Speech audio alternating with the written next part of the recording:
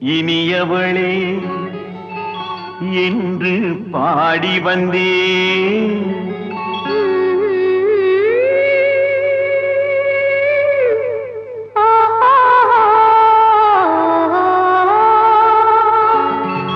இனியவளே என்று பாடி வந்தேன். இனி அவள்தான் என்று ஆகிவிட்டேன்.